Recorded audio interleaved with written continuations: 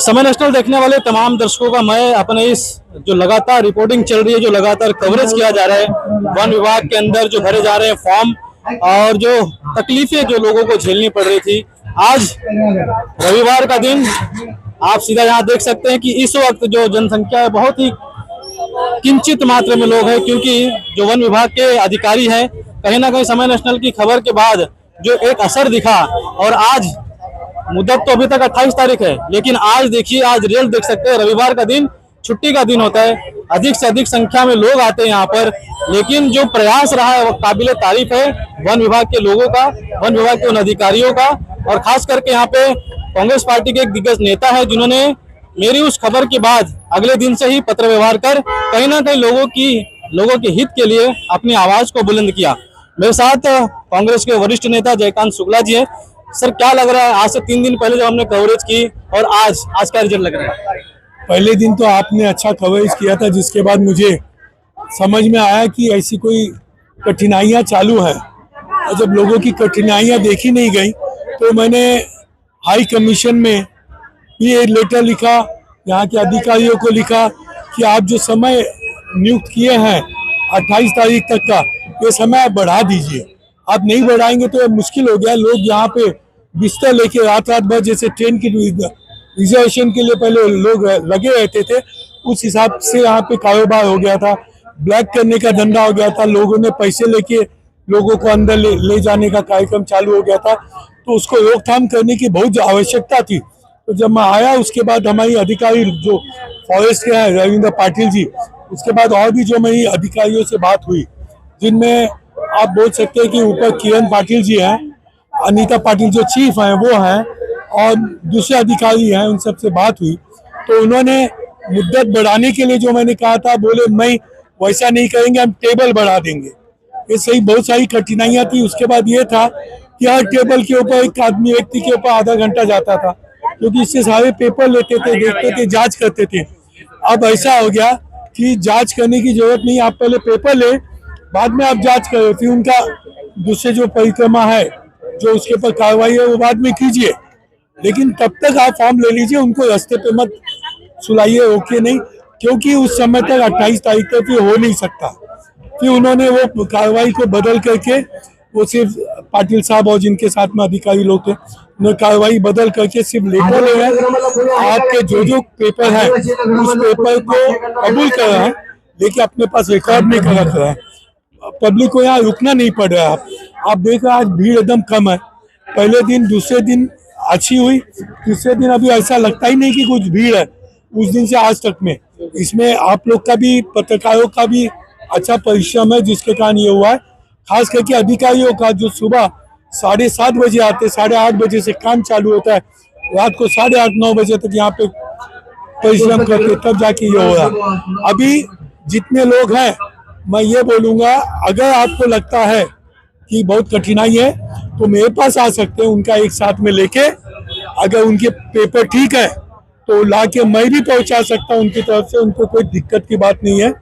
उसके अलावा जैसे इलेक्शन का कार्ड है, वो वोटिंग का है, वो पैनल में आपका रिकॉर्ड है कि नहीं है, ये जानने के लिए सर्टिफिकेट आपको इलेक्शन ऑफिसर से नहीं मिल रहा है, तो वो सर्टिफिकेट की जरूरत नहीं है। आप उसको देंगे, उसकी जब कार्रवाई होगी उस समय वो आपसे इलेक्शन का रिकॉर्ड हो गया मांग लेंगे, तब सर्टिफिकेट की जरूरत होगी, तब तक आपको सर्टिफिकेट की जरूरत नहीं है।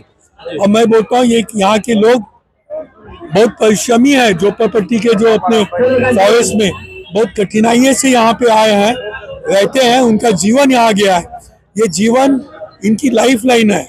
ये इनका घर अगर नहीं मिला तो उनका पूरा जीवन, उनका पूरा खानदान, उनका पूरा सोच, आगे की जो बच्चों की शादी, बच्चों की पढ़ाई, वो सब खत्म हो जाएगी। इसलिए इनकी रक्षा करना, सुरक्षित करना, वो हमारा काम है।